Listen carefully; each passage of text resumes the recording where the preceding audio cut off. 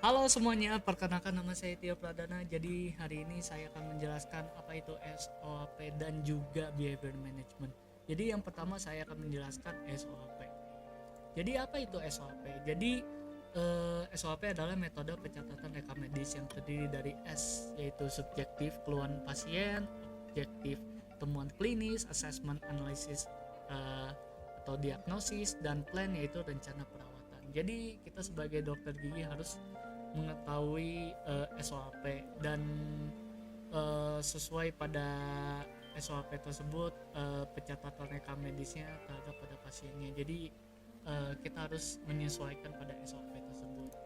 Dan yang pertama yaitu adalah subjektif, yaitu definisinya adalah informasi dari pasien atau orang tua yang mengenai keluhan dan gejala. Jadi contohnya seperti kayak pasien anak perempuan berumur 8 tahun datang ke RSCM bersama ayahnya dengan keluhan terdapat sisa akar pada gigi depan atas sehingga ingin dicabut. Jadi ini adalah contoh keluhan utamanya pada subjektif. Jadi keluhan pada pasien anak perempuannya memiliki sisa akar pada gigi depan atas sehingga ingin dicabut. Dan anamnesa yaitu melanjutkan pada keluhan utama pada pasiennya. Jadi pada hasilnya anamnesanya yaitu dengan ayah pasien gigi tersebut tidak pernah terasa sakit baik saat makan maupun secara tiba-tiba, namun gigi tersebut mengganggu fungsi bicara dan mengunyah. Dan ini selanjutnya pada objektif. Dan objektif ini adalah temuan pemeriksaan klinis oleh dokter gigi. Jadi di sini pada pemeriksaan objektif ini bisa dilakukan dengan pemeriksaan ekstraoral dan intraoral. Dan kita bisa melihat juga pada gambar tersebut, pada gambar paling kanan atas, dan terdapat pada sisa akar yaitu pada gigi 51 dan 61. Dan di sini juga kita harus mengecek satu persatu dulu, yaitu pada gigi 51 yaitu pada tes perkusi. Yaitu tes perkusi kita mengecek pada ujung instrumen tumpul ketika dia merespon apakah dia sakit atau tidak. Ketika dia sakit berarti dia positif, kalau tidak dia negatif. Jadi kita mengecek pada gigi tersebut dengan perkusinya apakah dia mengalami peradangan atau tidak. Dan pada tekan yaitu kita mengecek menginstruksikan pasien untuk gigit tangkai instrumen secara oklusi, digigit udah gitu. Apabila dia sakit maka dia positif, dan jika tidak dia negatif. Dan pada tes vitalitas bisa menggunakan dengan tes dingin, tes thermal, dan tes elektrik atau uh, tes pop elektrik. Jadi secara umum kita menggunakan tes dingin yaitu dengan kol etil. Kita keringkan giginya sebelumnya menggunakan 3 ways. Udah gitu kita menggunakan kol etil ini disemprotkan dengan cotton, dan kita ngecek pada gigi tersebut apakah dia vital atau non vital. Jadi ketika dia merespon dengan tes dingin atau dia lino berarti dia positif, kalau tidak dia negatif. Dan selanjutnya ada tes mobility, yaitu adalah kegoyangan pada gigi. Biasanya pada tes mobility itu dengan menggunakan dua instrumen tumpul. Jadi yaitu ada beberapa macam juga pada tes mobility, yaitu ada grade 1, 2, dan 3. Pada grade 1 ini dia kegoyangannya satu arah. Pada grade 2 yaitu pada satu arah atau bisa dua arah.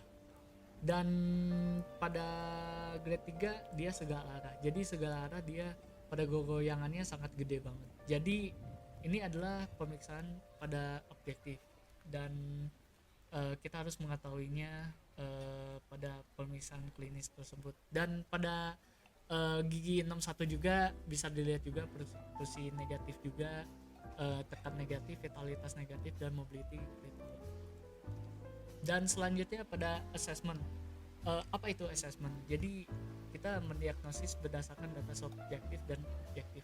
Jadi kita sudah tahu subjektifnya dan objektifnya, dan kita harus mengetahui pada pasiennya terkena penyakit apa dan diagnosisnya pada sesuai objektif subjektif dan objektifnya. Di diagnosisnya yaitu pada periodontitis apicalis kronis et causa ganglion radix pada gigi 51 dan 61, karena terdapat pada sisa akar juga, dan pada gambaran klinis juga bisa dilihat pada tes perkusi, tekan dan vitalitas juga negatif, dan pada kegoyangan atau mobility-nya pada grade 2 juga. Jadi dan terdapat juga sisa akar juga. Jadi pasien mengalami diagnosis tersebut.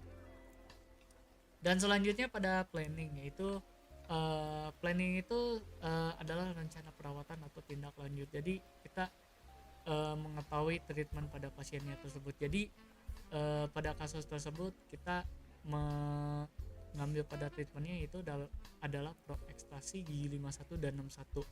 Dan pada setelah proekstraksi gigi 51 dan 61 juga kita harus mengetahui pada edukasikan pada pasca pencabutan pada gigi anak. Jadi kita harus mengetahui dan mengedukasikan anaknya, yaitu tidak boleh makan yang asam dan panas, supaya menghindarkan dari makanan itu tidak menambahkan pada rasa sakitnya pada pasca pencabutan giginya. Dan pasien tidak boleh memainkan lukanya, dan harus juga meningkatkan OHI dan DHI-nya juga, seperti kayak sikat gigi 2 kali sehari. Dan pada sikat giginya tersebut tidak boleh mengenai pada luka pada pencabutan tersebut. Dan observasi juga pada pasiennya harus melihat pada gigi tetapnya setelah pencabutannya apakah ada kendala atau tidak, dan pasien tetap kontrol untuk 1 minggu pada pasca pencabutannya. Dan ini penting juga untuk pada SOAP ini untuk mengetahui dan menyesuaikan pada pasiennya.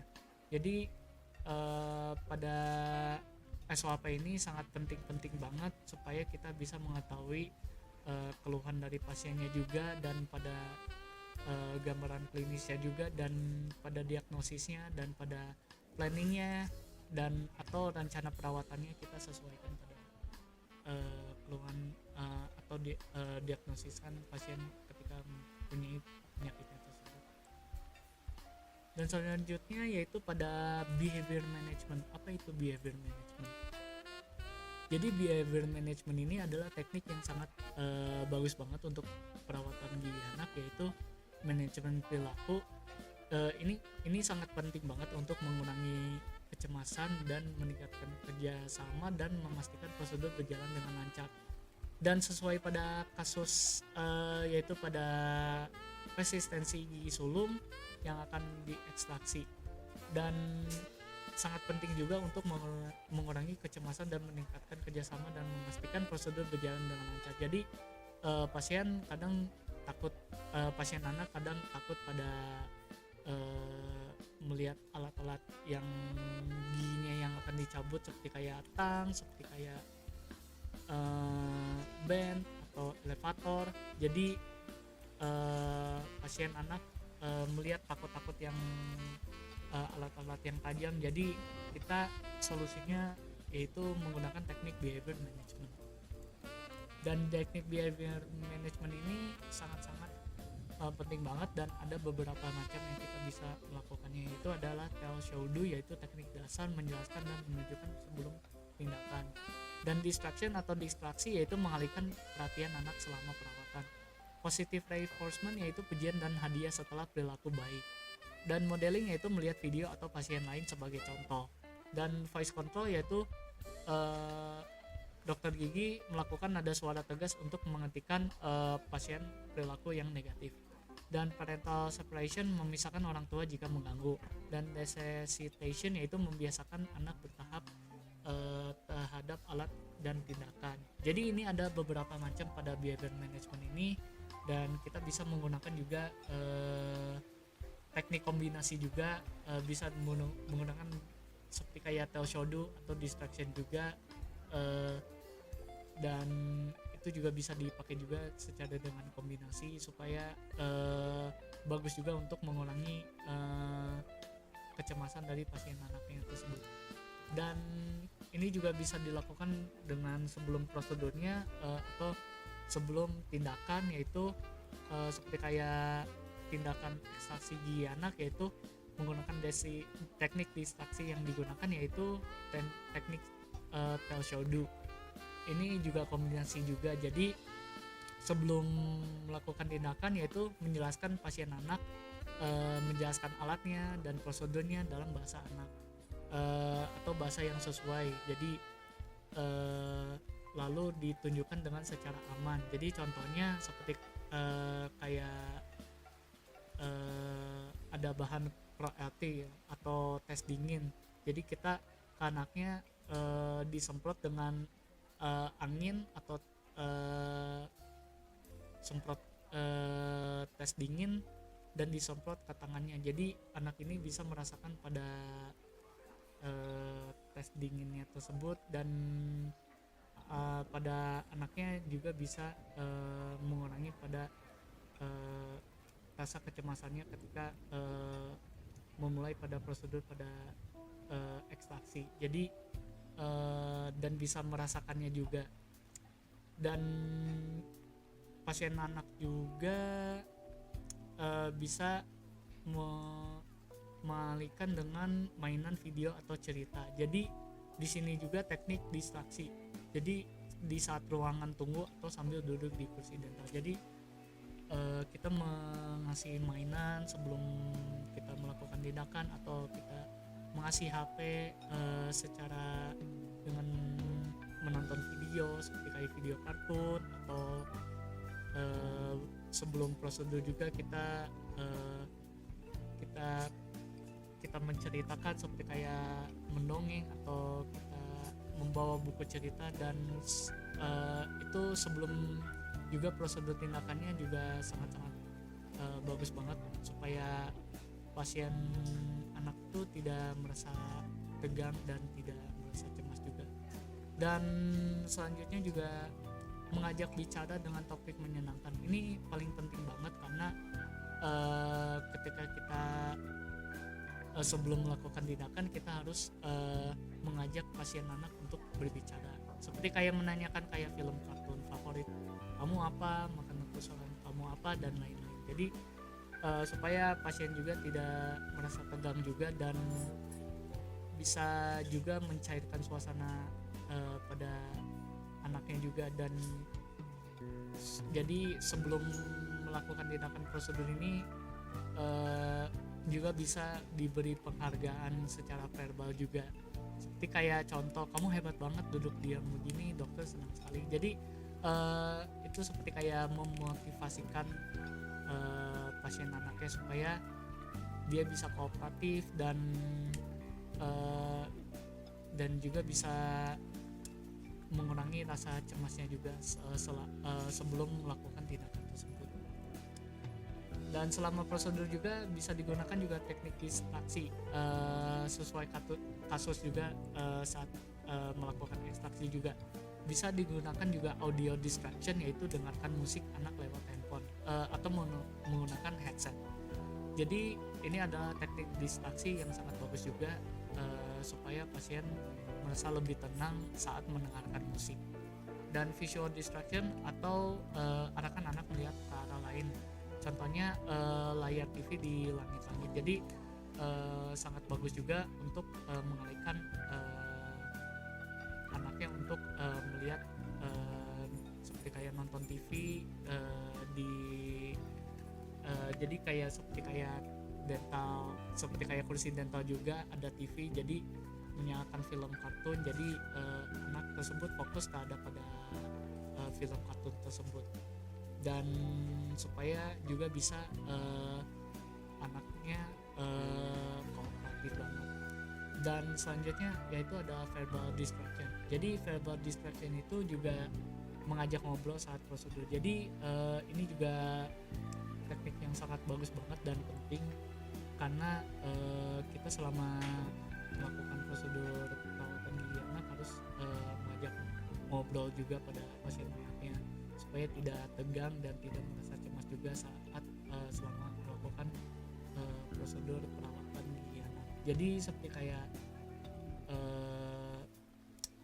fidget toys atau squeeze ball juga, itu juga seperti kayak alat support juga untuk anaknya. Jadi selama prosedur juga anak merasa pingin memegang sesuatu, seperti kayak pingin mainan-mainan seperti kayak squeeze ball dan atau fidget toys. Jadi pasien anak merasa nyaman ketika ada mainan yang ada di tangannya dia. Jadi ini selama prosedur pada teknik distraksi saat ekstraksi.